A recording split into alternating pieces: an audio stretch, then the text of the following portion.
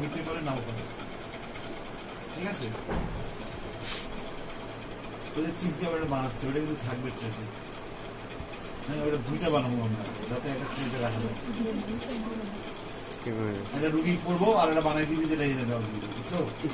দুইটা বানাইবা, মনে থাকে যেন দুইটা না বানাইলে 5টা জিনিস ঘুরে যাবে, ঠিক আছে?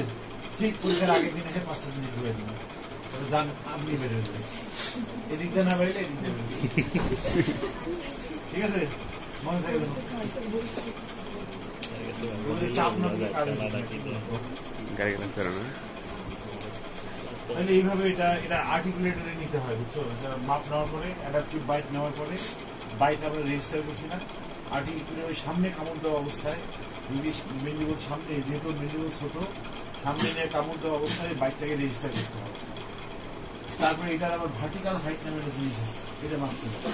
তোমরা পড়ছো না, পোস্টারোমিক্সে কমপ্লিট হয়েছে, এখানে একটা ডট দিতে হয়, এখানে একটা ডট দিতে হয়, সেন্ট্রিক অবস্থানে বাইট দেখতে হয়। আবার যখন রিল্যাক্সে থাকে, দাঁত ফাঁক করে থাকে, তখন আবার ভার্টিক্যাল হাইট নিতে হয়, ভার্টিক্যাল হাইট অ্যাডজাস্ট করে কিছুটা বানাইতে হয়। এইভাবে না বানালে কি হবে, এইভাবে না বানালে রুগীটা করতে পারবে না, ব্যথা করবে, ঠিক আছে? এটা কিন্তু অনেকক্ষণ করতে হবে, 12 ঘন্টা 14 ঘন্টা করতে হবে, তাহলে চেঞ্জ আসবে, নাহলে আসবে না। তাইলে একটা ছোট মেন্ডিবুলের গ্রোথকে রিডাইরেক্ট করার জন্য কি করে আমরা মাসেল ইউজ করি, সেই মাসেলটা কিভাবে প্রেশারটা দিবে, ধরো সামনে নিয়ে কামড় দিবে,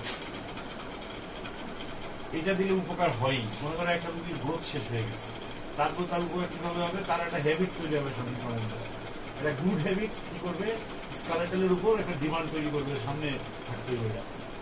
স্কেলেটের উপর ডিমান্ড তৈরি হলে কি হবে, স্কেলেটটা ওইভাবে পরিবর্তন হবে, ডেভেলপ করবে, ওই ফাংশনাল, ওই যে ফাংশনাল ওই ফাংশনাল নিডকে ফুলফিল করার জন্য আবার সামনে কামড় দিলে আরো সুবিধা হয়, এয়ারওয়ের সাইজ বড় হয়ে যায়। একটা মানুষ সামনে কামড় দেয়, এয়ারওয়ের সাইজ বড় হইলে এর যদি নাক ডাকার অভ্যাস থাকে বা হা করে শ্বাস নেওয়ার অভ্যাস থাকে, এগুলো আস্তে আস্তে চলে যায়, বুঝছো? তাহলে গুড হ্যাবিট স্কেলেটনকে রিশেপ করার জন্য ছোট বয়সে গ্রোথ আছে, এটা একটা ইম্পর্টেন্ট টুল, এটা গুড হ্যাবিট হচ্ছে সবচেয়ে বড় টুল। সে যদি তার যদি মেন্ডিবল চেঞ্জও না হয়, তার যদি সামনে কামড় দেওয়ার একটা অভ্যাসও তৈরি হয়, তাইলেও he will look better, she will look better, and he will have good habits. যে হ্যাবিটগুলো অন্য হ্যাবিটগুলোকে কি করবে, ইনহেবিট করে দেবে। যখন রুগীর শুধু হ্যাবিট চেঞ্জ হয়, যে রুগীর সামনে কামড় দেওয়ার অভ্যাস তৈরি হয়, এই বাইকটার আবার নাম আছে, এটাতে বলে সানডে বাইক। এটা নিয়ে তো আমি 1-2 ঘন্টা ক্লাস দিতে পারবো।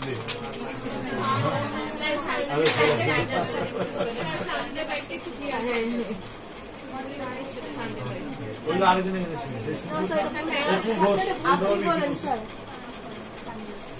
বলতে পারবি না, এই যে এখন কি বললাম, সানডে বাইক, যেটা একটা হ্যাবিট তৈরি হবে, সামনে কামড়, সেটাও একটা ভালো ভালো পজিটিভ দিক আছে, একটা গুড হ্যাবিট। তাইলে দেখো গুড হ্যাবিট খুব ইম্পর্টেন্ট, তোমার গুড হ্যাবিটস থাকে। তোমরা মনে রাখো দুনিয়াটারে আল্লাহ কিন্তু এইভাবে বানাইছে, বুঝছো? তুমি যদি এখন তোমাদের ওই নেতাটার নাম কি ছিল, যেটা ওই যে লাচ্ছি মেরে বাইক নাম কি ছিল, বরিশালে গেছে, ওটার নাম হ্যাঁ নাম কি রে? বাপরে বাবের নাম নিতে ভয় পাই না, এর নাম নিতে ভয় পাচ্ছে। তোমাদের পৃথিবীতে পাঠাইছে আল্লাহ একটা কারণে, বুঝছো? তোমরা এই জিনিসটা ভুলে যাও। পৃথিবীতে যখন তোমাদেরকে বানানো হচ্ছিল মানুষকে, তখন ফেরেশতারা বাধা দিচ্ছিল, বলা হয় যে ওরা হচ্ছে আল্লাহর রোবট, আল্লাহর সাহায্যকারী, ওরা বাধা দিচ্ছিল, ওরা বলতেছিল যে এইগুলো বানাইও না, এগুলো নির্যাতন করবে, শয়তানি করবে,